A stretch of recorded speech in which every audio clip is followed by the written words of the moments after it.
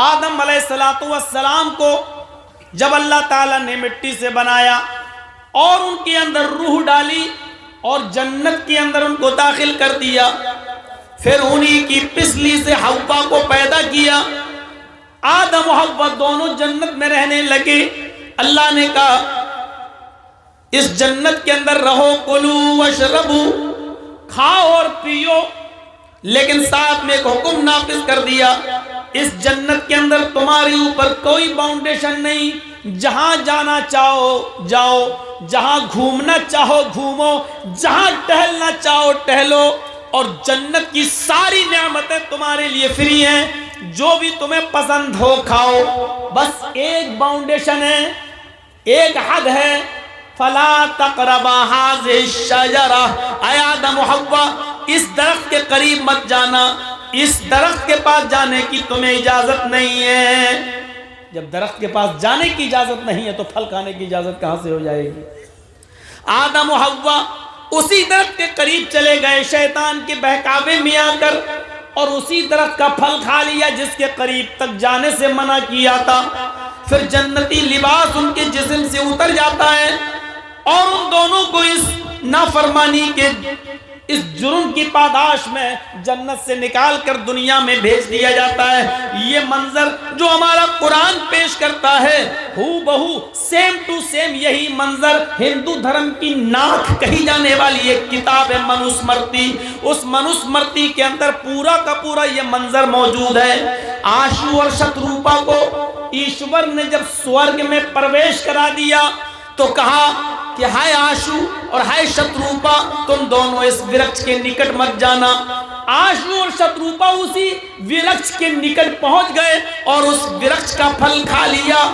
स्वर्गीय वस्त्र उनके शरीर से उतर जाता है, जन्नती लिबास उनके जिस्म से उतर जाता है। स्वर्ग के बड़े बड़े वृक्षों के पत्तों से उन्होंने अपने गुप्तांग को, अपने शरीर को छिपाया, और उसके बाद उन दोनों को स्वर्ग से निष्कासित कर दिया गया, जन्नत से निकाल कर उनको दुनिया में भेज दिया गया। यही वाकया मनुस्मृति के अंदर भी मौजूद है। इससे साफ क्लियर होता है कि आदम और हव्वा का वाकया मनुस्मृति में मौजूद है। हजरत नूह अलैहिस्सलातु वस्सलाम अपनी कौम को समझाते रहे, बिल आखिर कौम ईमान नहीं लाई, अल्लाह का अज़ाब आया, जमीन से पानी, आसमान से पानी। नूह का बेटा कनान एक पहाड़ के ऊपर चढ़ गया।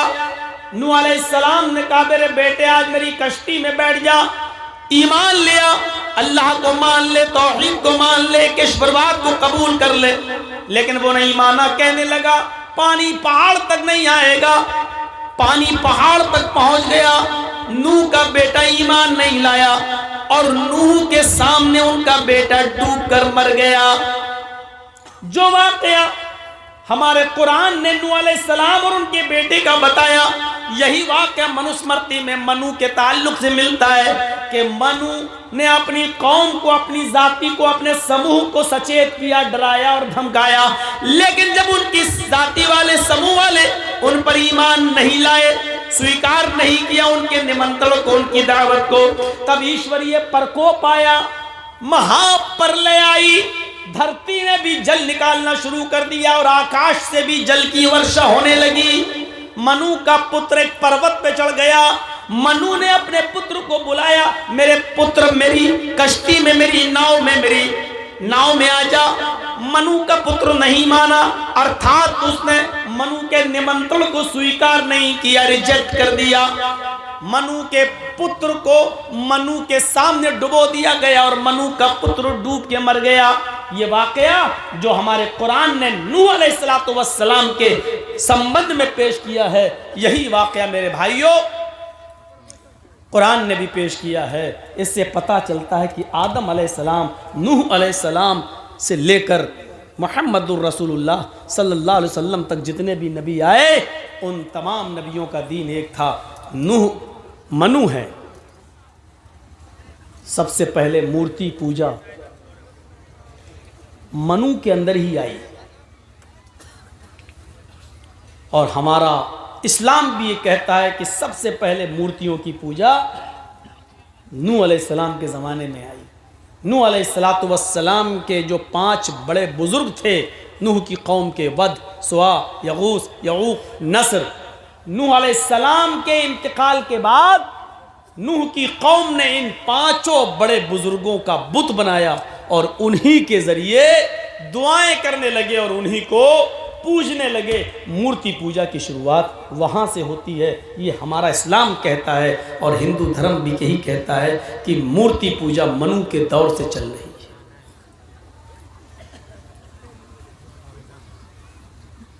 ये चीज आप देखते जाएं। फिर आगे बढ़िए, फिर हमें ये मिलता है, जब आप भविष्य पुराण पढ़ेंगे तो हमें ये मिलता है कि शंकर जी की कोई औलाद नहीं होती थी, तो उन्होंने अपनी पत्नी को एक मंत्र दिया, पार्वती जी को, और पार्वती जी जब नहाने लगी तो उनके जिस्म से, उनके शरीर से जो मैल और कुचैल और गंदगी जो निकल रही थी, उस मैल और कुचैल और गंदगी से उन्होंने एक पुत्र बनाया, बेटा, और उसका नाम रख दिया गणेश। गणेश को तलवार लेकर दरवाजे पे खड़ा कर दिया, किसी को अंदर मत आने देना, मैं नहा रही हूं, मैं स्नान कर रही हूं। शंकर जी अपने घर आ रहे हैं, गणेश तलवार लेकर बाहर खड़े हैं। गणेश को ये नहीं मालूम कि ये मेरा बाप है और शंकर को ये नहीं मालूम कि ये मेरा पुत्र है। शंकर अंदर जाने लगे, गणेश ने कहा कहां जा रहे हो? शंकर जी ने कहा वाह, घर मेरा, मुझसे पूछ रहा कहां जा रहे हो, मेरी बिल्ली मुझी को म्याऊं? गणेश जी बोले कि मेरी मां ने कहा है कि किसी को अंदर मत आने देना, मैंने वचन दिया है कि कोई भी अंदर नहीं जा सकता है, मैं अपनी जान दे दूंगा लेकिन वचन बेकार नहीं करूंगा। शंकर जी ने तलवार उठाई और कहा मुझे मेरे घर में जाने से रोक रहा है, पार्वती कौन है तुम्हारी? गणेश ने कहा मेरी मां। शंकर ने कहा वाह, पार्वती मेरी बीवी है और तू कह रहा मेरी मां है, मेरा तो कोई पुत्र है ही नहीं। तब गणेश जी ने कहा कि आज ही तो उन्होंने बनाया है। शंकर जी बोले भगवान मैं हूं, बनाना पार्वती जी को कैसे आ गया है? दोनों में बहस चली और शंकर जी को गुस्सा आया, उन्होंने तलवार मार दी और अपने बेटे की गर्दन उड़ा दी, अंदर घुस गए। पार्वती जी ने जिद की ये तुमने क्या किया, मेरे बेटे को, मेरे पुत्र को तुमने मार डाला, उसका वध कर दिया। अब मैं उस वक्त तक तुमसे बातचीत नहीं करूंगी जब तक कि मेरे पुत्र को तुम जीवित न कर दो। शंकर जी ने पूरे जंगल में अपने पुत्र की कटी हुई गर्दन तलाश की लेकिन नहीं मिली। कहने लगे पार्वती जी ये क्या हो रहा है, अभी तो मैंने गर्दन काटी लेकिन वो गर्दन तो कहीं मिल ही नहीं रही है। रास्ते में एक हाथी चला रहा है। शंकर जी ने कहा अगर इस हाथी का सूंड काट कर अगर मैं गणेश जी के सर की जगह पे लगा दूं और गणेश जी को जिंदा कर दूं तो चलेगा? पार्वती जी बोली कुछ भी करो लेकिन पुत्र को जिंदा करो। तब शंकर जी ने हाथी की सूंड काटी और गणेश जी की गर्दन की जगह पर रखकर उनको जीवित किया। तब गणेश जी जिंदा हो गए। धूल की तह जम गई इस वाक़े पर। हमने बहुत ढूंढा, बहुत तलाश किया, इस किस्म का कोई वाक़या कुरान और हदीस के अंदर भी मिल जाए ताकि हम अपने हिंदू भाइयों को बता सकें कि देखो ये चीज हमारे यहाँ पर भी पाई जाती है, लेकिन हूबहू तो नहीं मिला। लेकिन उससे मिलता जुलता एक वाक़या मिल जाता है कि इब्राहीम अलैहिस्सलाम की सालों साल कोई औलाद पैदा नहीं हुई। वो दुआ मांगते थे रब्बे हबली मिनस सालिहीन, अल्लाह मुझे सालेह बेटा दे, अल्लाह मुझे नेक बेटा दे। 99 साल की उम्र में 86 साल 86 साल की उम्र में अल्लाह ने उनकी दुआ सुनी और उनको एक बेटा दिया, नाम रखा इस्माइल। जब वो बेटा 13 साल का हो गया तो इब्राहीम अलैहिस्सलाम ने ख्वाब में देखा, सपने में, कि मैं अपने बेटे को ज़िबा कर रहा हूं और अल्लाह मुझसे मेरे बेटे की कुर्बानी मांग रहा है। तब अपने बेटे से उसका इजहार किया, बेटा तैयार हो गया। हजरत इब्राहिम यूं कहते हैं अपने बेटे से, या बुनैया इन्नी अरा फिल मनामी अन्नी अज़बहुका फंजुर माज़ा तरा। मेरे लगते जिगर, मेरे बेटे, मैंने आज की रात ख्वाब देखा है कि मैं अपने हाथ से अपने बेटे को ज़िबा कर रहा हूँ, अपने बेटे को काट रहा हूँ। यानी अल्लाह मुझसे तुम्हारी कुर्बानी मांग रहा है, तुम्हारा क्या इरादा है? फंजुर माज़ा तरा, तुम्हारी राय क्या है? इस्माइल अलैहिस्सलाम ने फौरन जवाब दिया, या बती फ़अल मा तुमर सतजिदुनी इंशाअल्लाहु मिनस साबिरीन। अब्बू जान, आपको आपके रब ने जो हुक्म दिया है उस काम को आप कर डालिए, इंशाअल्लाह आप सब्र करने वालों में से होंगे, इंशाअल्लाह आप सब्र करने वालों में से होंगे। तब इब्राहिम ने अपने बेटे इस्माइल को पेशानी के बल जमीन पर लिटा दिया और तेज छुरी बेटे की गर्दन पे चलाने लगे। लेकिन अल्लाह रब्बुल आलमीन का उधर हुक्म हुआ, बस नहीं, आए छुरी, तू अपना काम नहीं करेगी। इब्राहिम अपना काम कर रहे हैं, छुरी को हुक्म हो गया, तू चलेगी नहीं। आवाज आई, बस बंद करो इब्राहिम, कद सद्दक़्ता रुया इन्ना कज़ालिका नजज़िल मुहसिनीन। बस करो, तुमने अपने ख्वाब को सच्चा कर दिखाया और मैं नेक लोगों को इसी तरीके का बदला दिया करता हूँ। फिर अल्लाह ताला ने जन्नत से एक दुम्बा भेजा और वो इस्माइल की जगह पर दुम्बा ज़िबा कर दिया गया। मेरे भाइयों, यहाँ शंकर ने गणेश की गर्दन उड़ाई, यहाँ इब्राहिम ने इस्माइल की गर्दन पर छुरी चलाई। वहाँ गणेश कट गए, यहाँ इस्माइल कटे नहीं। वहां गणेश को जिंदा रखने के लिए हाथी काटा गया, यहां इस्माइल की जगह पर दुम्बा आया है। कितनी धूल जम गई किताबों पर और जमाने गुजरते गए। इस वाक़े को जब हम इस हकीकत की रोशनी में जब तलाश करते हैं तो पता चलता है कि किसी न किसी शक्ल में यह वाक़या कुरान और हदीस की किताबों में मौजूद है। जिसको ये शंकर कह रहे हैं, हो सकता है हमारे यहाँ वही इब्राहिम अलैहिस्सलाम हो, और जिसको ये गणेश कह रहे हो सकता है हम उन्हीं को इस्माइल अलैहिस्सलाम मानते हों, और जिसको ये पार्वती मानते हैं हो सकता है कि हमारे यहाँ वही हाजरा हो। लेकिन हो सकता है कि साथ क्लियर हम भी नहीं कर सकते। इन चीजों के सामने देखिए तो पता चलता है कि हकीकत क्या है। ये धूल कौन साफ करेगा? जो किताबों के जरिए चढ़ चुकी है। घर साफ करते हो, कपड़े साफ करते हो, बर्तन साफ करते हो, किताबों पर जो खुराफातों की धूल जम गई है उसे कौन साफ करेगा? अल्लाह ने तुम्हें फिल्टर दिया है, साफ करने की चीज दी है, पाउडर दिया है, और वो है कुरान करीम। इस कुरान करीम की कसौटी पर रखकर उस धूल को साफ कीजिए। हर चीज चमकती हुई सोने की तरह आपके सामने क्लियर होती चली जाएगी। इस्लाम की बुनियाद जिन 5 चीजों पर है, हिंदू धर्म की बुनियाद भी उन्हीं 5 चीजों पर टिकी हुई है। बुनियल इस्लाम अला खम्सिन शहादती अल्ला इलाहा इल्लल्लाह व अन्ना मुहम्मदर रसूलुल्लाह व इकामिस सलाह व ईताइज ज़काह वल हज्ज व सौम रमज़ान। इस्लाम की बुनियाद इन 5 चीजों पर है।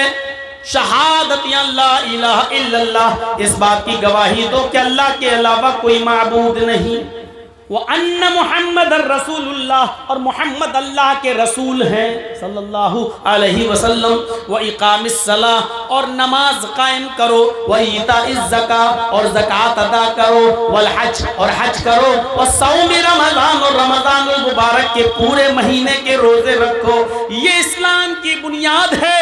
इस्लाम की बुनियाद जिन 5 चीजों पर है, महाभारत उसी को यूं कहती है, सनातन धर्मम पंचम वस्तु अस्ति, प्रथमा वस्तु एकम ब्रह्मा, द्वितीय नास्ति नास्ति किंचन, द्वितीय वस्तु षष्ठांग कर्तव्या, तृतीय वस्तु दानम दीक्षिता, चतुर्थ वस्तु वरधारी, पंचम वस्तु तीर्थयात्रा कर्तव्या।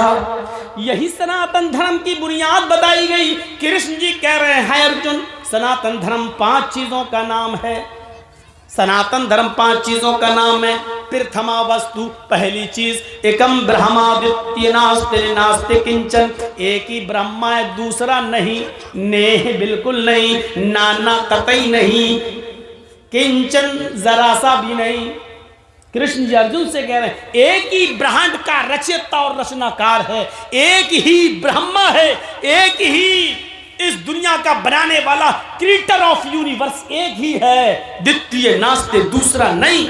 इस विश्व का निर्माण करता एक ही है, इस विश्व का बनाने वाला एक ही है, इस महान जगत का स्वामी एक ही है, द्वितीय नास्ते दूसरा नहीं, ने बिल्कुल नहीं, ना ना कतई नहीं, हरगिज नहीं, किंचन जरा सा भी नहीं। ये कृष्ण जी अर्जुन से कह रहे हैं। मोहम्मद रसूलुल्लाह क्या कह रहे हैं? शहादती अल्लाह इलाहा इल्लल्लाह, अल्लाह के अलावा कोई माबूद नहीं।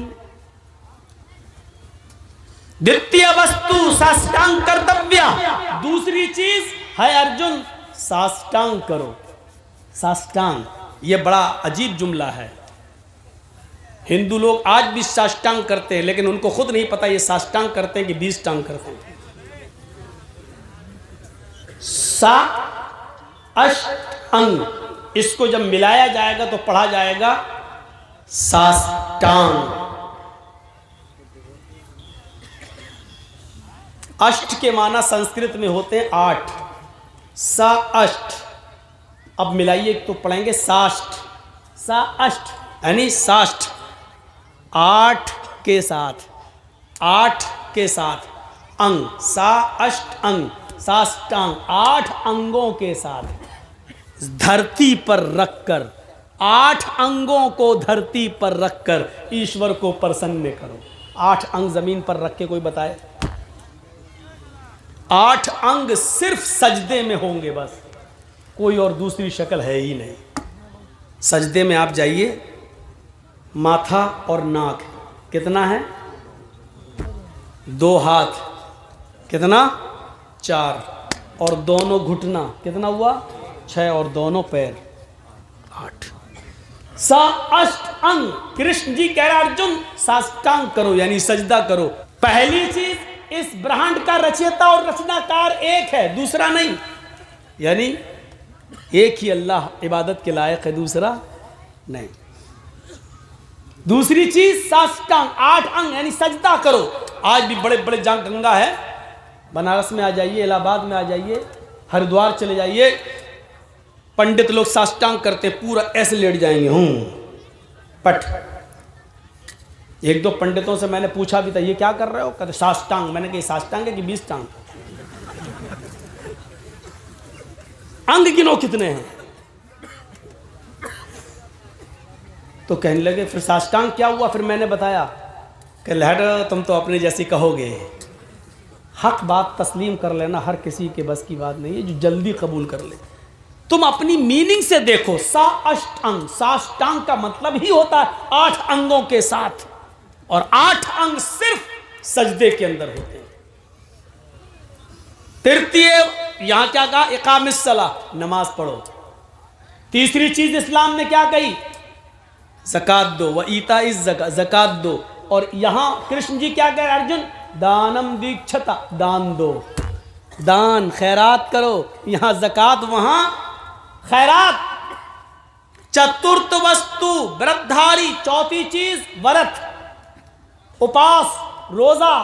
यहां चौथी चीज बसौमी रमजान, रमजान के पूरे महीने का रोजा। वल हज, यहां 5वीं चीज हज, वहां तीर्थ यात्रा कर्तव्य, तीर्थ यात्रा करो। किसी पवित्र शहर में गंगा जलेश्वर भवती, जहां गंगा का पवित्र जल मौजूद हो, ऐसे शहर में चले जाओ जहां गंगा का पवित्र जल मौजूद हो। हाँ, आगे का मतलब बड़ा अजीब है, वो समझना पड़ेगा। स्नान कर्तव्य, उसमें डुबकी लगाओ ताकि तुम्हारे पाप मिट जाएं। ये चीज समझने की है। कृष्ण जी कह रहे हैं पांचवी चीज तीर्थ यात्रा करो, यानी अपना शहर छोड़कर किसी पवित्र शहर चले जाओ। गंगा जलेश्वर भवती, जहां गंगा का पवित्र जल मौजूद हो, स्नानम कर्तव्य, उसमें स्नान कर लो। इसी वजह से हिंदू भाई गंगा में डुबकी लगाते हैं ताकि पाप मिट जाएं। चाहे कितने गुनाहगार हो, डुबकी लगाओ, पाप धुल गए। जबकि इसका मतलब यह है किसी ऐसे शहर में चले जाओ जहां गंगा का पवित्र जल मौजूद हो, जहां पानी ऐसा मौजूद हो, और उसमें डुबकी लगाने का मतलब यह कि उस शहर में चले जाओ, गंगा जल में पवित्र शहर में चले जाओ का मतलब यह है कि मक्के में चले जाओ, और डुबकी लगाने का मतलब यह है कि मक्के में दाखिल हो जाओ, यानी हज करो। हमारी हदीस कहती है, नबी अकरम ने फरमाया कि जब कोई हज के मैदान में, अरफात के मैदान में जब हाजी हज करता है और कहता लब्बैक लब्बैक अल्लाहुम्मा लब्बैक, तो गोया कि उसने अपने गुनाहों से अपने आप को पाक व साफ करा लिया है। फरिश्ता आवाज देता है, आए हाजी, आज तुझे अल्लाह ताला ने गुनाहों से बिल्कुल ऐसे पाक व साफ कर दिया जैसे तू अपनी माँ के पेट से आज ही पैदा हुआ है। धोबी की भट्टी में जिस तरह कपड़े का मेलू कुचैल साफ हो जाता है, उसी तरीके से तेरा भी, तेरे गुनाह सब मिट गए। हाजी अपने शहर जाने के बाद, अपने मुल्क में जाने के बाद अपने गुनाहों से फिर से अपनी जिंदगी को काला और सियाह न कर लेना। तो तीर्थ यात्रा का मतलब यह है कि हज कर लो, पवित्र शहर चले जाओ, वरना डुबकी लगाने से गुनाह माफ नहीं होते। माफ करना, अगर डुबकी लगाने से गुनाह माफ होते और पाप मिटते तो वो फिल्म न बनती, और वो फिल्म में ये गाना नहीं बनता। अगर ये गाने में थोड़ी बहुत भी झूठ होता तो सेंसर बोर्ड उस गाने को पास नहीं करता। वो गाना आज तक चलता है, राम तेरी गंगा मैली हो गई, पापियों के पाप धोते धोते। राम की गंगा भी कभी मैली हो सकती है? नहीं। मतलब कहने वाले का यह था कि जब ठेका ले लिया, चाहे कितने गुनाह करो, गंगा में डुबकी मारो, पाप मिट जाएंगे। तो गंगाओं में इतने पाप हैं, जो आया गुनाह करके वो डुबकी लगा रहा है, वो तो गुनाह से मिट गया, लेकिन वो गुनाह गंगा में इतने भर गए हैं, अब जो भी डुबकी लगाएगा उसके गुनाह मिटेंगे नहीं, बल्कि जो गंगा में पाप है वो चढ़ेंगे और उसके ऊपर। आज तक ये गाना चलता है, बजता है, और इसको कोई निकाल नहीं सका, जबकि केंद्र में सरकार भी तुम्हारी है, पक्के राम के मानने वाले भी हैं, और गृह मंत्री जी भी तुम्हारे हैं, सुप्रीम कोर्ट के जज जब उनके अंडर में हैं, तो फिल्म भी दुनिया से ये गाना निकालने में उनको टाइम ही कितना लगेगा, लेकिन आज तक नहीं निकाल सके, क्योंकि इसमें सच्चाई है, इसमें सच्चाई। तो 5 चीजें जो हमारे यहां वही तुम्हारे यहां, और तौहीद पूछो मत। यचित्तियो यो पिम्मिम्मा नस्तस्मा देवी शोरी ऋषा। कोई जवाब है इस मंत्र का? यजुर्वेद का मंत्र है। यचित्ती, याचना के माना भीख मांगना, संस्कृत में यचित्ती इंपरेटिव सेंटेंस है, मांगो, यो उससे, यो इसमें इशारा बईद के लिए 2 बार आ रहा है यो। यचित्ती यो मांगो उससे, वही है देने वाला। देखिए, यचित्ती यो मांगो उससे, वही है देने वाला। पिम्मिम्मा, वही तुम्हारी झोलियां भर सकता है, वही तुम्हें सब कुछ दे सकता है। और इसके आगे तो खुलकर नस्तस्मा देविशो, नस्तस्मा देविशो, नहीं दे सकता है कोई भी देवी देवता, ऋषा कुछ भी, उसके अलावा तुम्हें कोई भी देवी देवता कुछ भी नहीं दे सकता। और क्या चाहिए? इससे ज्यादा खुलकर अब क्या कहें? मांगो उससे, वही है सब कुछ देने वाला। उसके अलावा कोई भी देवी देवता तुम्हें कुछ भी नहीं दे सकता। इन्नल्लज़ीना तदऊना मिन दूनिल्लाहि लन यख़्लुक़ू ज़ुबाबन वलौ इज्तमऊ लहू व इन यस्लुबहुमुज़्ज़ुबाबु शैअन ला यस्तनक़िज़ूहु मिन्हु। अल्लाह को छोड़कर तुम जिनको पुकार रहे हो, अल्लाह को छोड़कर तुम जिनके पास जा रहे हो, अल्लाह के अलावा तुम जिनसे भी बेटा बेटी मांग रहे हो, अल्लाह के अलावा जिनसे भी तुम मदद की गुहार लगा रहे हो, लन यख़्लुक़ू ज़ुबाबन, वो सब मिलकर एक मक्खी भी पैदा करने की ताकत नहीं रखते। वो सब मिलकर एक मक्खी भी पैदा करने की शक्ति नहीं रखते। व इन यस्लुबहुमुज़्ज़ुबाबु शैअन, अगर मक्खी उनसे थोड़ी सी कोई चीज लेकर छीन कर चली जाए तो ये सब मिलकर उस मक्खी को पकड़कर, मक्खी जो चीज लेकर गई उससे वो चीज वापस लेने की भी ताकत नहीं रखते। जो एक मक्खी से चीनी शक्कर का एक दाना तक छीनने की ताकत नहीं रखता है, वो तुम्हें क्या देगा और तुम्हारी मदद क्या करेगा। अल्लाह ने यहां पर लाकर उस मंत्र को जीवित कर दिया है और कह दिया है कि देखिए हिंदू धर्म की तालीम भी यही है, ये किसी नबी की तालीम रही है। नस्तस्मा देवी शोरी ऋषा, उसके अलावा तुम्हें कोई कुछ भी नहीं दे सकता। लन यख़्लुक़ू ज़ुबाबन, एक मक्खी भी पैदा नहीं कर सकता खुद। वो यस्लुबहुमुज़्ज़ुबाबु शैअन, मक्खी कुछ लेके चली जाए तो वो छीन भी नहीं सकता।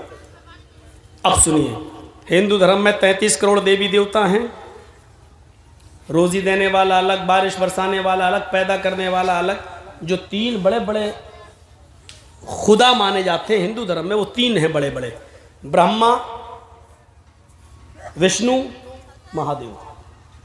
ब्रह्मा दुनिया का बनाने वाला, ये है क्रिएटर। विष्णु ये है पैदा करने वाला, ये है पालने वाला। विष्णु ये परवरिश करता है, पालता है, रोजी रोटी देने वाला। और महादेव यानी शिव ये है मारने वाले, ये हैं मारने वाले। लेकिन ऋग्वेद क्या कहती है? अहम ब्रह्मा अस्ति, अहम शिव अस्ति, अहम विष्णु अस्ति, अहम सूर्य अस्ति, अहम चंद्र अस्ति। मैं ही ब्रह्मा हूं, ये लीजिए, मैं ही ब्रह्मा हूं, मैं ही विष्णु हूं, मैं ही शिव हूं, मैं ही क्रिएटर हूं, दुनिया बनाने वाला मैं ही हूं। अहम विष्णु, मैं ही परवरिश करने वाला हूं, पालने वाला हूं।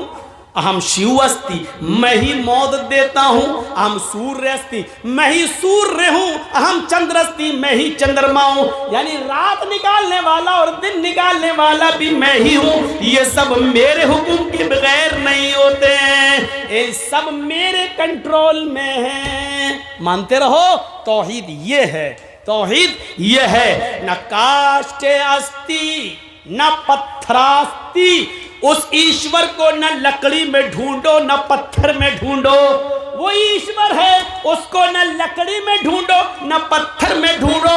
ओम निराकारम अस्ति निराकारम अस्ति, वो ईश्वर निराकार है, उसका कोई आकार ही नहीं, उसकी कोई शक्ल बना ही नहीं सकता है। लैसा कमिस्लिही शैउन, उस अल्लाह की तरह कोई चीज है ही नहीं है, उस अल्लाह की तरह कोई चीज है ही नहीं। ये लीजिए, तौहीद हमारे हिंदू भाइयों के अंदर भी यही है। वला तदउ मिन दूनिल्लाहि मा ला यनफउका वला यज़ुर्रुक, इसी को कुरान ने कहा है, वला तदउ मिन दूनिल्लाह, अल्लाह को छोड़कर तुम किसी और को मत पुकारो। मा ला यनफउका वला यज़ुर्रुक, वो तुम्हें नफा और नुकसान नहीं दे सकता है। नफा और नुकसान का मालिक कौन है? अल्लाह रब्बुल आलमीन। ये तौहीद है हमारे हिंदू भाइयों के दर, हमारे हिंदू भाइयों के यहाँ। आइए एक चीज़ और बता दें, इसके बाद दूसरी चीज़ नमाज। नमाज का एक तकाबुल करते हैं, नमाज कहाँ है? अभी तो सजदा बता दिया, साष्टांग, लेकिन नमाज भी है हिंदू भाइयों में। नमाज क्या है? श्रीमद् भागवत गीता अध्याय 6 और मंत्र नंबर 10।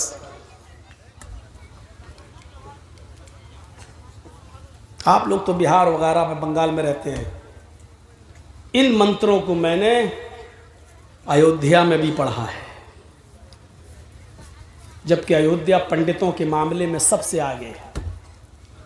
और आप तो जानते हैं कि मेरी ख़ास तौर पर मेरी तकरीर के मंत्रों को बड़े उछाल कर पेश किया जाता है,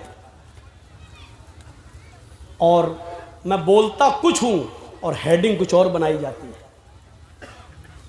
यूट्यूब जब आप खोलेंगे और मेरी तकरीर देखेंगे तो आप हेडिंग देखेंगे, मौलाना को मोदी ने दिया अवार्ड, लेकिन ज़िंदगी में हमने मोदी को ओरिजिनल में शक्ल तक नहीं देखी। ये झूठ से पैसा कमाने वाले यूट्यूबर आपको बहुत मिलेंगे, उसकी शक्ल रियल में नहीं देखी, तस्वीरों में देखी, और अल्लाह करे कि ना देखो रियल में।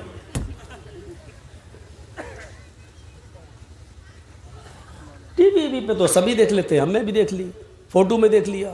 कल देखा वो फेसबुक पे किसी ने डाला, फोटो डाला हुआ था, कुत्ता उसको नोच रहा था, और फिर नीचे डाल के उस पर पेशाब भी कर दिया था। ये कल की बात है, कल ही मेरे फेसबुक पे किसी ने डाला। तो वो होता है, चलता है, तस्वीर है, कुछ भी कर सकता है तस्वीर के साथ। कायनात में अगर तस्वीर कुशी से और तस्वीर से अगर कोई बचा है तो वो हस्ती है हमारे नबी जनाब मोहम्मद रसूलुल्लाह की। अगर आज नबी अकरम की तस्वीर होती तो ये दुश्मनान इस्लाम कितनी तौहीन करते। अगर आज अल्लाह के रसूल का फ़ोटो होता तो कितनी तौहीन करते, कैसे निकालते, कैसे कुत्तों के सामने डालते, कैसे खींचते। अल्लाह तेरा शुक्र है कि तूने हमारे नबी जनाब मोहम्मद रसूलुल्लाह सल्लल्लाहु अलैहि वसल्लम को दुश्मनान इस्लाम की इन भयानक चालों से तूने महफूज फरमाया। तो मेरे भाइयों, श्रीमद् भागवत गीता के अध्याय 6 और मंत्र नंबर 10 देखिए। योगी युज्जीत सततमात्मानम रहस्य स्थिता एकाकी अच्युताति मंजराशीर परिग्रह। इसमें पहला ही शब्द योगी आया, लेकिन आप लोग यूपी वाला योगी मत समझना, ये श्रीमद् भागवत गीता वाला योगी है, और यूपी वाला योगी नहीं है, ढोंगी है। दोनों में फर्क है। योगी उज्जीत सततमात्मानम रहस्य स्थिता। ईश्वर की जब पूजा करो तो योगी बन जाओ। योगी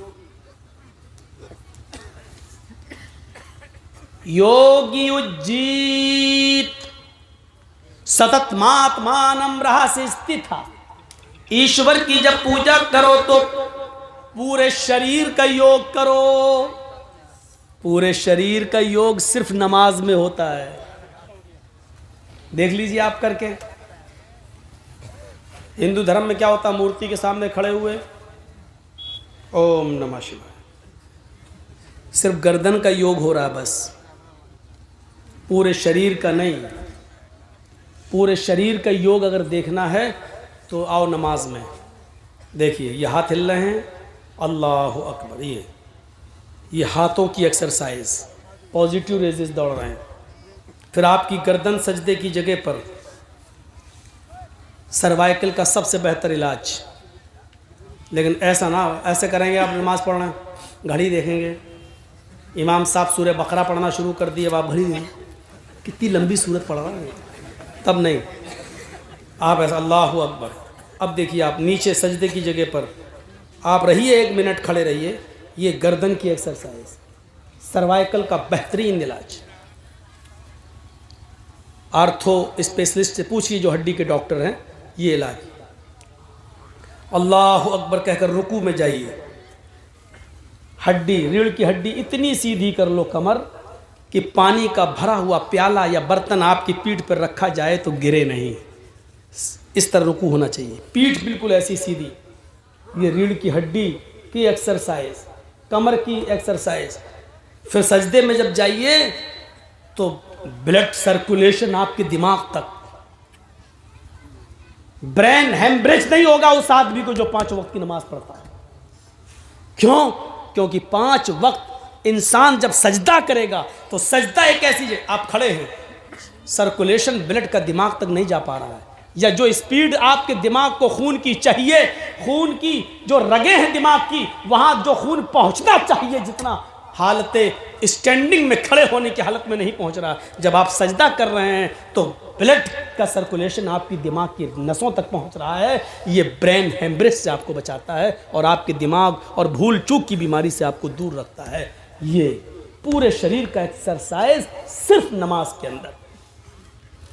योगी उज्जीत सतत महात्मानम है अर्जुन, जब ईश्वर की पूजा करो तो पूरे शरीर का योग कर लो, पूरे शरीर की एक्सरसाइज कर लो।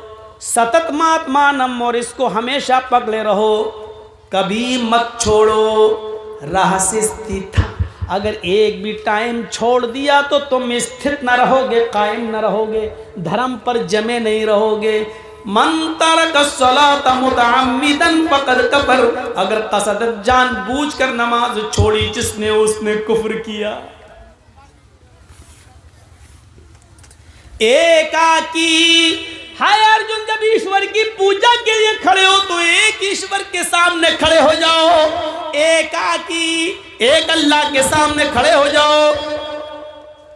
यच्चत्तात्मा, और अपनी आत्मा को उसी की तरफ लगा दो, पूरा दिमाग उसी की तरफ लगा दो। देखिए अल्लाहु अकबर, पूरा दिमाग वही लगना चाहिए, ऐसे ऐसे नहीं।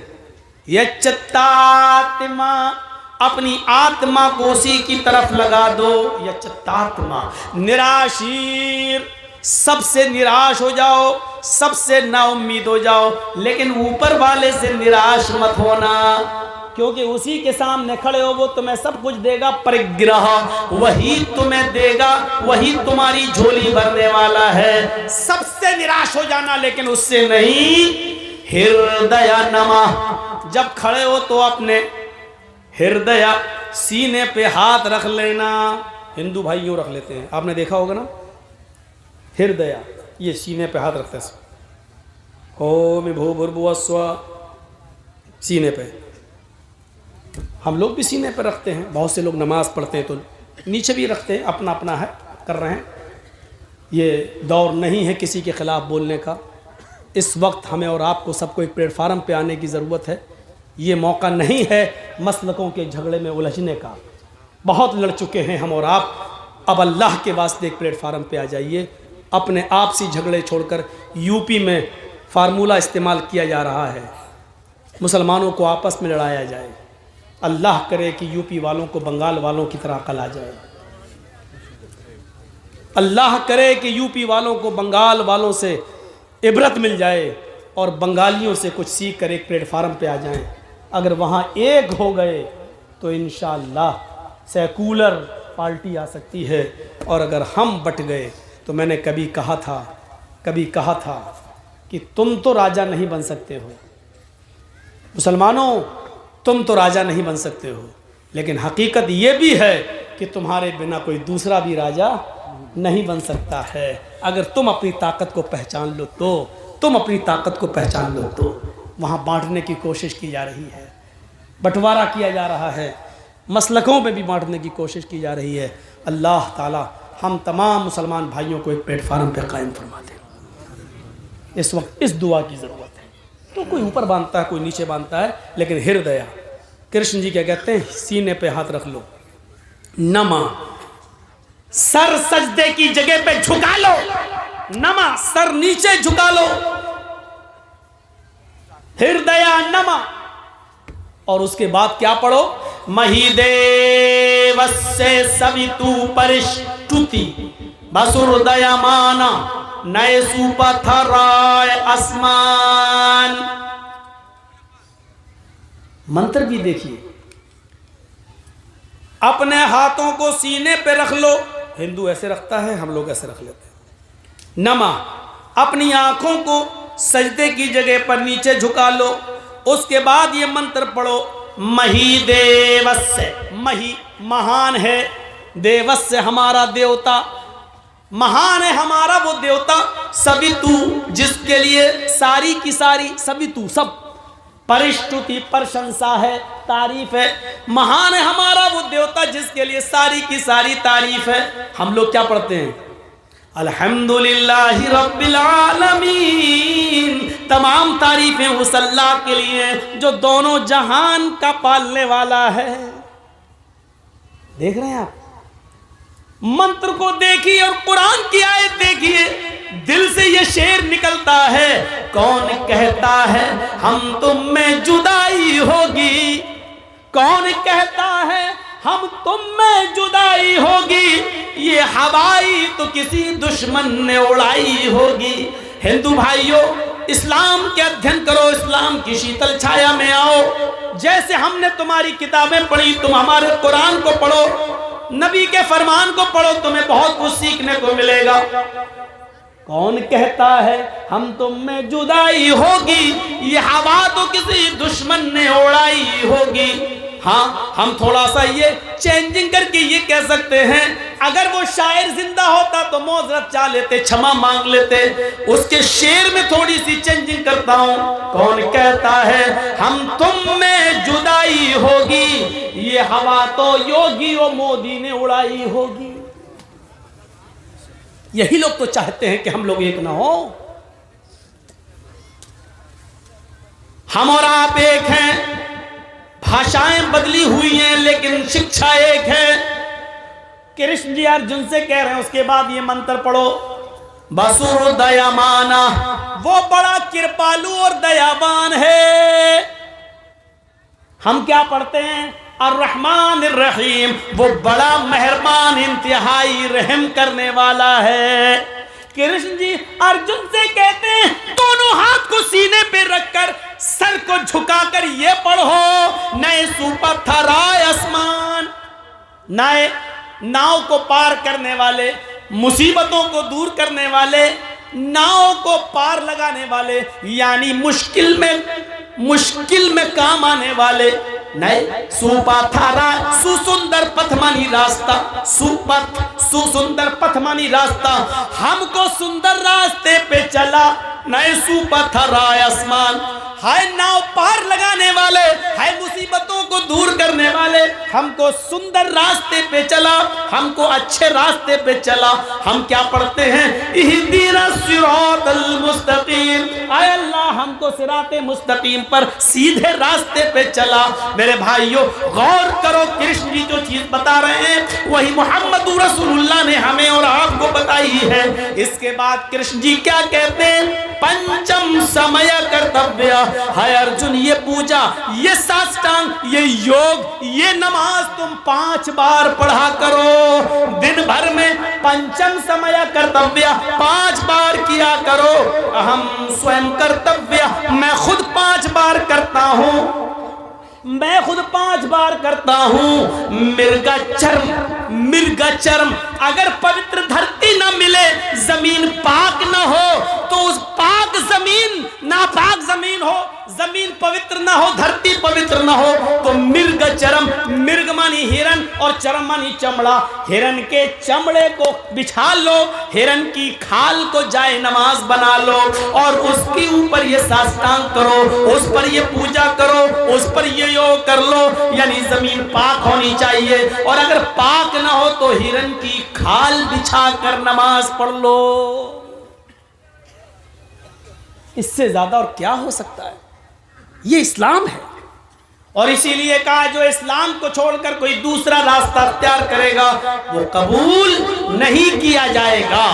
दूसरी चीज बताई, वो अन्ना मोहम्मद रसूलुल्लाह, मोहम्मद अल्लाह के रसूल हैं। तौहीद के साथ दीन रिसालत भी जरूरी है। आइए जरा मोहम्मद रसूलुल्लाह को देखें, हिंदू धर्म की किताबों में, अपने भाइयों की किताबों में हम तलाश करें। पहले एक जहन बना लीजिए, दुनिया में जितने भी धर्म हैं, इंपॉर्टेंट चीज, जितने भी दुनिया में धर्म हैं, उन धर्मों के अंदर उस धर्म के महान पुरुष को महान पुरुष नहीं रहने दिया है, इंसानियत से निकाल कर भगवान का दर्जा दे दिया है। आइए देखते हैं। सिखों में देख लीजिए गुरु नानक, लेकिन गुरुद्वारे में चले जाइए, लिखा होगा नानक भगवान, इंसान नहीं रहे। जैनियों में चले जाइए, महावीर जी, उनके मंदिर पे लिखा होगा महावीर भगवान, गौतम बुद्ध के पास चले जाइए, और नेपाल में लुम्बनी में उनका बहुत बड़ा मंदिर बना हुआ है। मुझे जब प्रोग्राम हुआ था नेपाल में तो वहां के लोग घुमाने के लिए ले गए, देखा लुम्बनी में वो गौतम बुद्ध जिनकी एक पत्नी थी, वो गौतम बुद्ध उस पत्नी से जिनका एक बेटा पैदा हुआ जिसका नाम राहुल था, शादीशुदा जिंदगी गुजारने वाला वो बुद्धा अचानक दुनिया की जिंदगी से परेशान हो जाता है और सच्चाई की तलाश में अपनी बीवी और बच्चे को छोड़कर जंगल में चला जाता है, और सच्चाई की तलाश में रहते रहते उसी जंगल के बियाबान जंगलों में उसकी मृत्यु हो जाती है।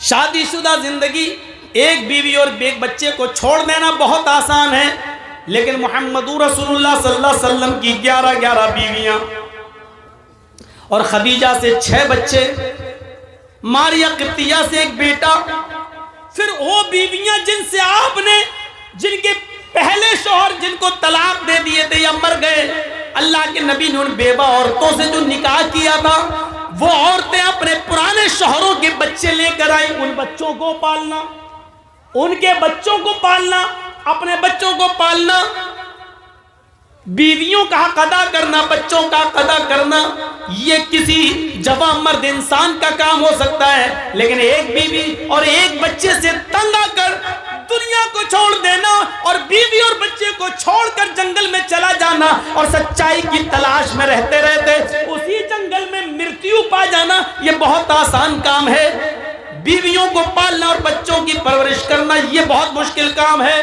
अल्लाह के रसूल ने 11 बीवियों को भी देखा।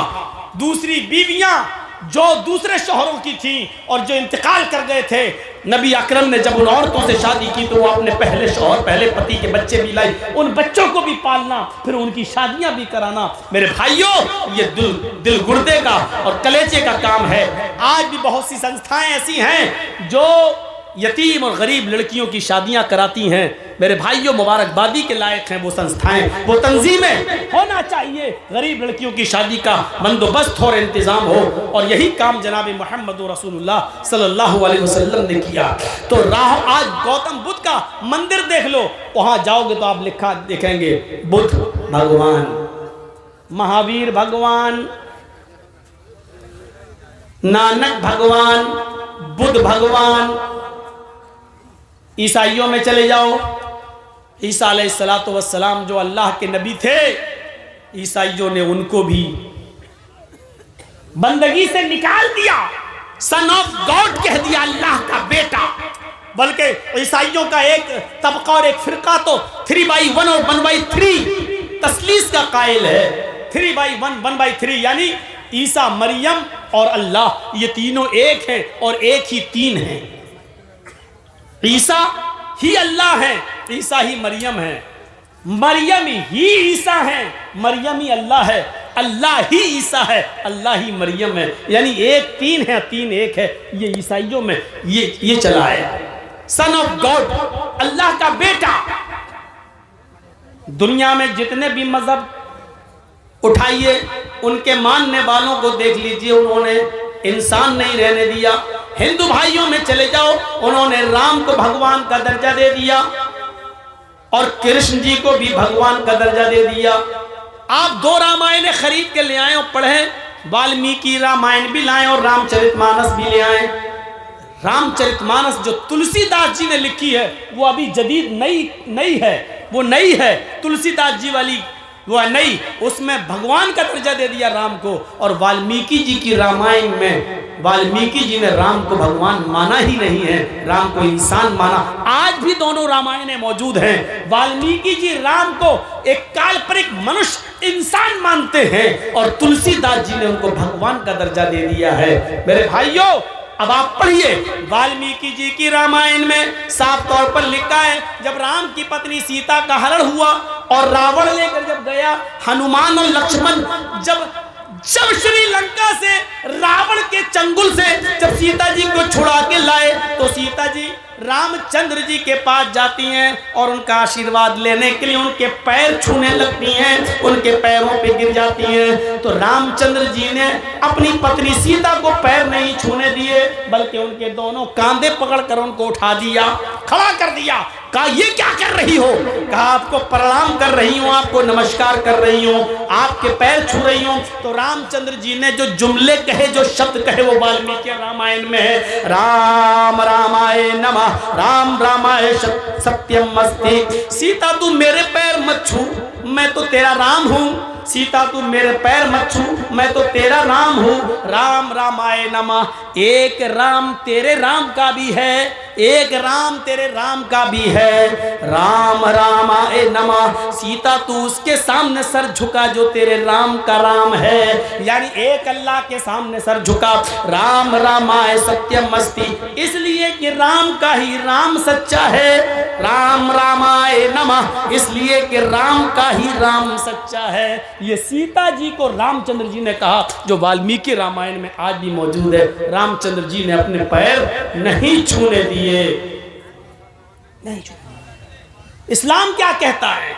इस्लाम कहता है कि कोई बाप कितना भी बुजुर्ग हो, लेकिन बेटा अपने बाप के पैर नहीं छू सकता, अपनी माँ के भी पैर नहीं छू सकता।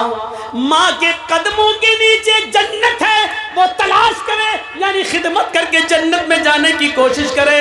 लेकिन माँ के कदमों के नीचे जन्नत होने का मतलब ये नहीं है कि वो अपने माँ के पैर छुए। वक़दा रब्बुका अल्ला तअबुदु इल्ला इय्याह, और तुम्हारे रब ने ये फैसला कर दिया है कि तुम अल्लाह के अलावा किसी और की इबादत नहीं करोगे। वबिल वालिदैनि एहसाना, और फौरन कह दिया अपने माँ बाप के साथ एहसान करो, यानी पहले इबादत अल्लाह की और अल्लाह की इबादत के बाद माँ बाप के साथ एहसान। वबिल वालिदैनि एहसाना, एहसान क्यों कहा?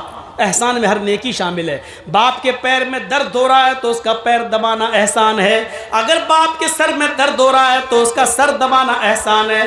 बाप बिस्तर पर लेटा हुआ है, चाहता है कि बेटे लेटे लेटे बोर हो गया हूँ, ज़रा घर के बाहर मुझे टहला दो, घर के बाहर ज़रा मुझे हवा खिला दो। तो बेटे की जिम्मेदारी है अपनी पीठ के ऊपर लाद कर अपने बाप को घर के बाहर का चक्कर लगवाए, घुमाए। बाप बीमार है तो उसका इलाज कराए, ये एहसान है। एहसान हर उस नेकी को कहा जाता है जो माँ बाप को जिस नेकी की ज़रूरत है, माँ बाप को जिस चीज़ की ज़रूरत है, उस चीज़ को पूरा कर देने का नाम एहसान है। इसलिए अल्लाह ने ये नहीं कहा कि अपने माँ बाप के पैर दबाओ, ये नहीं कहा कि अपने माँ बाप की खिदमत करो, बल्कि ये कहा वबिल वालिदैनि एहसाना, तुम्हारे बाप को जिस चीज़ की ज़रूरत है वो ज़रूरत उसकी पूरी करो, ये एहसान है, ये एहसान है। इम्मा यबलुगन्ना इंदकल किबरा अहदुहुमा व किलाहुमा फला तकुल लहुमा उफ़ वला तनहरहुमा, जब उन दोनों में से कोई एक या वो दोनों तुम्हारी जिंदगी में बुढ़ापे को पहुंच जाएं तो तुम उनसे उफ भी मत करो, हूँ भी मत करो, ये भी नहीं कर सकते। मसलन मेरे बाप बीमार हैं, बिस्तर पर लेटे हैं और मैं कंप्यूटर पे काम कर रहा हूँ, बहुत ज़रूरी इंपॉर्टेंट बिजनेस का काम, और बाप लेटे हैं। बेटा जी अब्बू एक गिलास पानी ला दो। कंप्यूटर बंद किया और गए, पानी ला के दे दिया। अल्लाह की कसम सवाब नहीं मिलेगा। क्यों? तुमने ये तुम्हारे मुंह से जो निकल गया, यानी बाप ने पानी मांगा और तुम कंप्यूटर पे कोई इमरजेंसी काम कर रहे हो, अचानक बेटा जी एक गिलास पानी ला दो। उठे, लाए, दिया, पिलाया, अपने हाथ से उनका सर पकड़ के पिलाया, सब कुछ किया, लेकिन जो निकल गया इसने तुम्हारी इस नेकी को बर्बाद कर दिया। कुरान कहता है फला तकुल लहुमा उफ, जब वो इस उम्र को पहुंच जाएं तो तुम हो भी नहीं करो। यह है बाप का दर्जा, यह है बाप का मकाम। लेकिन इतना ऊंचा मकाम होने के बावजूद ये नहीं कहा कि तुम अपने बाप के पैर छुओ,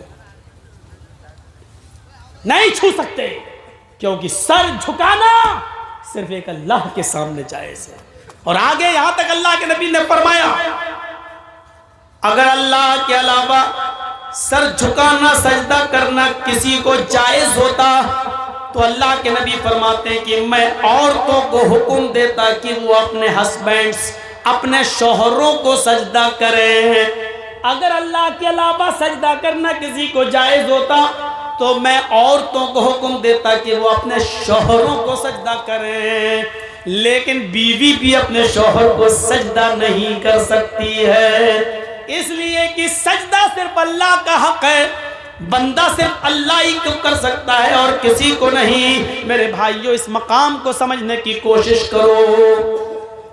दुनिया में जितने भी धर्म हैं उन लोगों ने अपने अपने मज़ाहिब के महान पुरुषों को इंसानियत से निकाल दिया, लेकिन दुनिया में एक धर्म ऐसा है और वो है इस्लाम, जिसमें आज भी मोहम्मदुर रसूलुल्लाह को भगवान का, खुदा का, अल्लाह का दर्जा नहीं दिया गया है।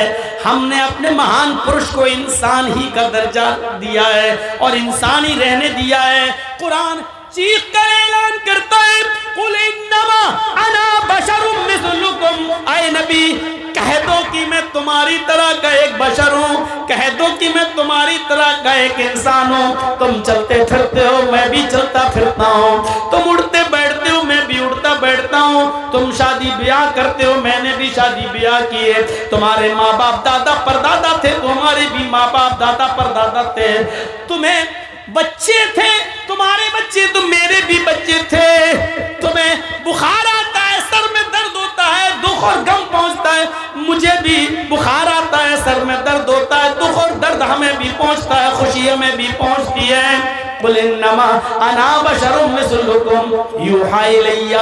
हाँ, फर्क इतना है हम में और तुम में, हमारे पास जिब्राइल कुरान लेकर आते हैं और तुम्हारे पास नहीं आते हैं। अल्लाह की तरफ से मेरे पास पैगाम आता है और तुम्हारे पास नहीं आता है। बस यही मकाम मेरा बड़ा है कि अल्लाह ने मुझे नबी बनाया है और तुम्हें नबी नहीं बनाया, अल्लाह ने तुम्हें पैगंबर नहीं बनाया और मुझे पैगंबर बनाया है। मुझे कुरान उतारा और उस कुरान को लोगों तक पहुंचाने का हुक्म दिया है। इस मकाम ने, इस मर्तबे ने मुझे बहुत बुलंद कर दिया है। इंसानियत में कोई फर्क नहीं है। मेरे भाइयों, गौर करिए, एक शख्स अल्लाह के नबी सल्लल्लाहु अलैहि वसल्लम के पास आता है। एक शख्स अल्लाह दूर देहात का रहने वाला अल्लाह के नबी के पास आया। लोगों ने उसको भेजा कि जाओ अपने गांव में ये परेशानी है, अल्लाह के नबी से बयान करो, अल्लाह के नबी हमारी परेशानी को दूर करेंगे। वो अल्लाह के रसूल के पास आता है, अल्लाह के नबी को देखता है तो ऐसे कह नहीं पा रहा है। वो हमारे गाँव में आवाज़ नहीं निकल रही, जैसे अचानक मोदी जी के सामने कोई खड़ा हो जाए तो जी आवाज़ नहीं निकलेगी।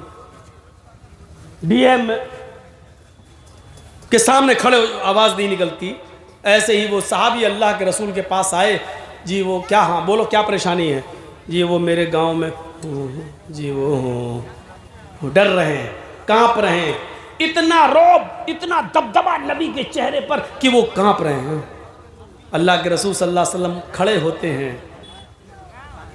मिसाल देखिए, देखा कि ये बोल नहीं पा रहे हैं, ये हमसे डर रहे हैं, तो अल्लाह के रसूल ने उनके दोनों कांधों को पकड़ा और पकड़ के हिलाया, अपने सीने से लगाया और कहा कि बोलो क्या बात है?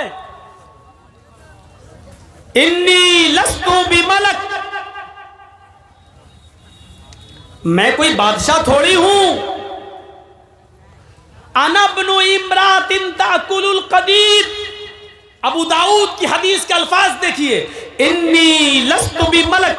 क्यों डरते हो मुझसे? मैं कोई बादशाह थोड़ी हूं, मैं बादशाह थोड़ी हूं। अना इब्नु इम्रातिन ताकुलुल कदीर। अरे मैं भी तो ऐसी माँ का बेटा हूं, मुझे भी तो उस माँ ने अपने पेट से बाहर निकाला, मुझे भी तो ऐसी माँ ने अपने पेट से जना है जो गोश्त के सूखे टुकड़े खाती थी। ताकुलुल कदीद, जो सूखा गोश्त खाती थी। कदीद किसको कहते हैं आपको बता दूं, थोड़ी देर और बैठ जाइए, कीमती बात मैं बताने जा रहा हूँ। ताकुलुल कदीद अरब में क्या होता था? गोश्त, ऊँट ज़िबा किया, ऊँट नहर किया तो 4-4, 5-5 किलो गोश्त के टुकड़े ऐसी धूप में डाल देते थे लोग, धूप में और नमक वमक लगा के, साल्ट वगैरह लगा के ऐसे ही उसको खुश्क कर लेते थे और उसको अपने घर में रखते थे। 1 महीने बाद, 2 महीने बाद, 3 महीने के बाद गोश्त पकाने का दिल होता था तो उसी में से थोड़ा सा काटा और पका लिया, आधा किलो काटा और पका लिया। तो गोश्त के बड़े बड़े टुकड़ों को नमक लगाकर और धूप में सुखाया जाता था और ये गोश्त खिलाया जाता था। 6-6 महीने, 8-8 महीने चलता था। इसको बोलते कदीद अरबी जबान में। तो अनबनु इमरातिन ताकुलुल कदीद, मैं ऐसी माँ का बेटा हूं जो गोश्त के सूखे टुकड़े खाती थी। ये कहकर आपने उसका डर दूर किया। क्यों डरते हो? बिल्कुल नहीं। उसने तब सोचा, हाँ अल्लाह के रसूल भी तो मेरी तरह एक इंसान है, एक माँ के बेटे हैं। फिर उसने अपनी बात रखी। ये था नबी अकरम सल्लल्लाहु अलैहि वसल्लम की सादगी, ये थी नबी अकरम सल्लल्लाहु अलैहि वसल्लम की संजीदगी कि आपने उसके दिल से डर को खत्म करने के लिए क्या कहा? मैं भी एक ऐसी माँ का बेटा हूँ जिसको ताज़ा गोश्त भी खाने को नहीं मिलता था, गोश्त के सूखे टुकड़े खाती थी। मुझे भी उस माँ ने पैदा किया है। तुलसीदास जी ने संग्राम पुराण का हिंदी अनुवाद किया है, आसान हिंदी में। उसमें तुलसीदास जी ने लिखा है, गौर कीजिएगा इन मंत्रों को जो मैं आपके सामने पढ़ रहा हूं। संग्राम पुराण के स्कंद 12 के अंदर तुलसीदास जी ने संस्कृत का हिंदी अनुवाद आसान हिंदी में यूं किया है, यहाँ पक्षपात कुछ न राखूं, वेद पुराण सत सत भाखूं, देश अरब भरग लता सहाय, सोतियल भरंगत सुनो घगुराए। तब तक मद्दी कोया, बिना महामद पार न होया, राजनीति भव्य प्रीति दिखावे, आपन मत सबका समझावे, आपन मत सबका समझावे। अब एक एक चीज को देखिए, यहां पक्षपात कुछ न राखूं। तुलसीदास जी कहते हैं, आज मैं किसी की तरफ नहीं बोलूंगा, जो सच है वही बताऊंगा। आज मैं किसी न हिंदू की तरफ न मुसलमान की तरफ, आज मैं किसी की तरफ नहीं बोलूंगा, जो सच सच है वही बताऊंगा। वे क्या, यहाँ पक्षपात कुछ न राखूं, देश अरब भारग देश अरब भारग लता सहाय। अरब मुल्क, अरब का शहर, सितारे चांद की मानिंद चमकेगा, सोतियल भरम गत सुनो घबराए। उसके अंदर अनहोनी बातें, चमत्कार, मुअज्जिज़े दिखलाने वाली एक हस्ती पैदा होगी, मुअज्जिज़े दिखलाने वाली, चमत्कार दिखलाने वाली एक हस्ती पैदा होगी। राजनीति भव्य प्रीति दिखावे, वो राजनीति करेगा, सियासत करेगा, आपन मकसद का समझावे। नरमी की जगह नरमी करेगा और सख्ती की जगह सख्ती करेगा। नरमी भी करेगा और सख्ती की जगह सख्ती भी करेगा। अल्लाह के नबी ने नरमी भी की और सख्ती भी की। सख्ती की तो इतनी नरमी की, तो इतनी नरमी की कि आपने अपनी बेटी ज़ैनब के कातिल, जिसने तीर मारा था हिबार इब्न अस्वद ने, और वो नबी अकरम की बेटी ज़ैनब के पेट में लगा था, ज़ैनब के पेट में बच्चा था, वो पेट फट जाता है और अल्लाह के नबी की बेटी ज़ैनब के पेट का बच्चा जमीन पे गिर जाता है। अल्लाह के नबी सल्लल्लाहु अलैहि वसल्लम को जब इस बात का पता चला, पाए हजरत ज़ैनब को उठाया, मदीने ले गए, लेकिन बच्चा ज़ाय हो चुका था। ज़ैनब को जब होश आया और पता चला कि मेरे पेट का बच्चा ज़ाय हो गया, तो वो ज्यादा दिन जिंदा नहीं रह सकी और उसी सदमे में उनका इंतकाल हो जाता है। अल्लाह के नबी ने ज़ैनब को दफना दिया।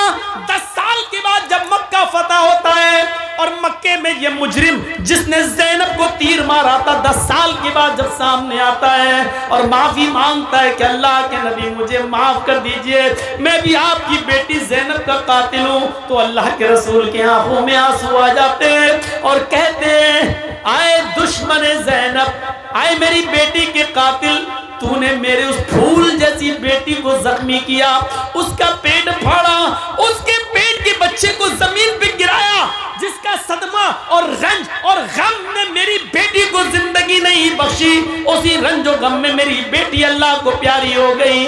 दिल तो नहीं चाहता कि मैं तुझे छोड़ूं, लेकिन मैंने आज तक किसी से अपना जाती इंतकाम, जाती बदला नहीं लिया। आए हिबार, आए मेरी बेटी के कातिल, आए हिबार जा, आए हिबार जा, मैंने तुझे भी माफ कर दिया। आप अपनी बेटी ज़ैनब के कातिल हिबार इब्न अस्वद को माफ कर रहे हैं। नरमी आई तो इतनी नरमी आई और सख्ती की तो इतनी सख्ती की कि एक लड़की फातिमा नाम की कबीले बनु मखजूम की जब पकड़ के लाई गई, कहा गया चोरी की है, आपने कहा हाथ काट दो। लोगों ने सिफारिशें की, बड़े अमीर घर की है, हाथ काटेंगे तो नाक कटेगी, आपने कहा हाथ काट दो। सिफारिशों पे सिफारिशें हुई कि नहीं नहीं अमीर घराने की है, इस्लाम बदनाम होगा, हम बदनाम होंगे। अल्लाह के नबी ने कहा अल्लाह के कानून में कोई तब्दीली नहीं होगी, उसका हाथ काट दो। हाथ काट डाला गया। लोगों ने चिढ़ाया, देखो बड़े बड़े अमीर की लड़की के हाथ काट दिए जाते हैं मोहम्मद की शरीयत में। तो अल्लाह के नबी ने उसका जवाब ये देते हुए दिया कि लौ अन्ना फातिमा बिन्त मुहम्मद सरकत लक़तअतु यदहा, वो तो कबीले बनु मखजूम की लड़की फातिमा थी जिसने चोरी की और हाथ काटा, जिसका हाथ काटा गया।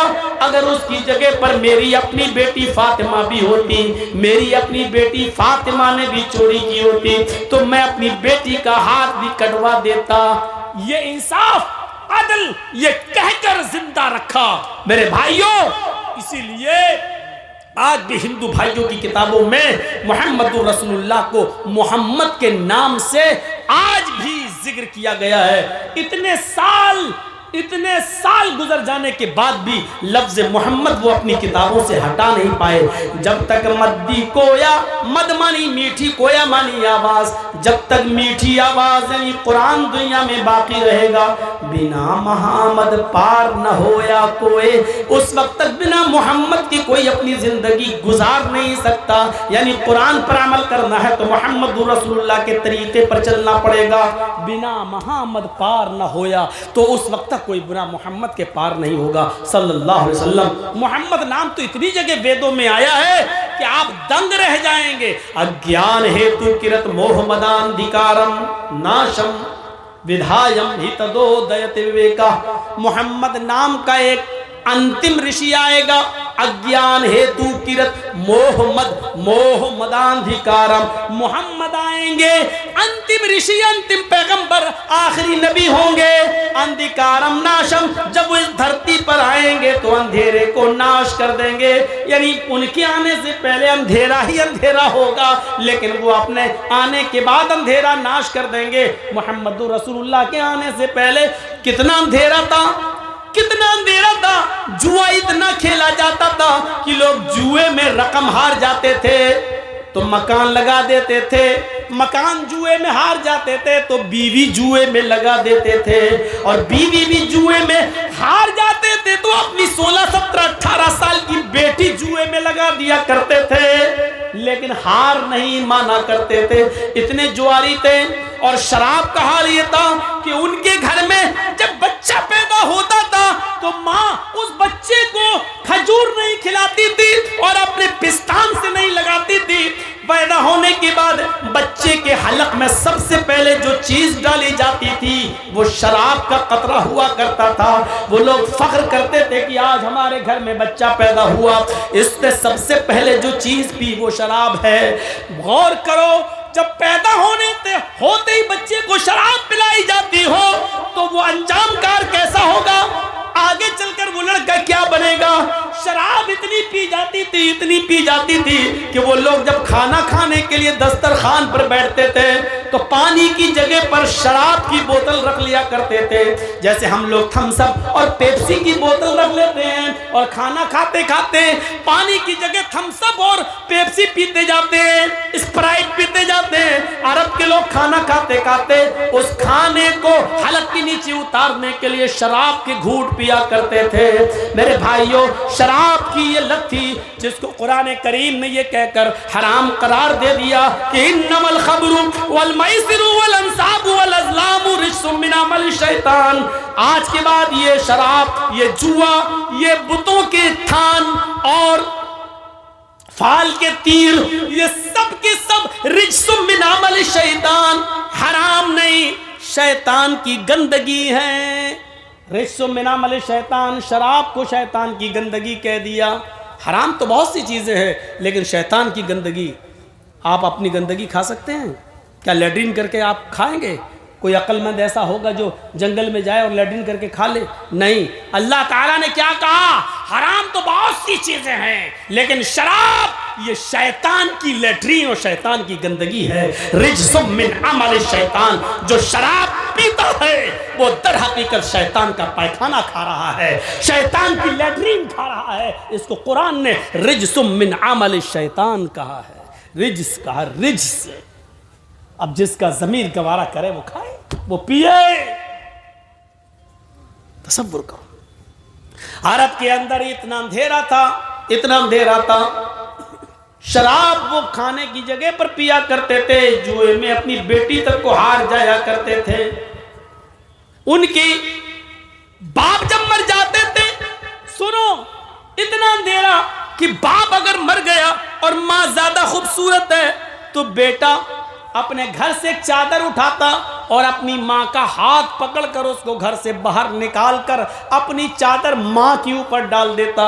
ये इस बात का ऐलान होता कि आज के बाद ये मेरी माँ नहीं है, मैंने अपना कपड़ा इसको पहना दिया है, अब ये मेरी बीवी बन गई। आज पूरे हिंदुस्तान में कितने मदरसे होंगे?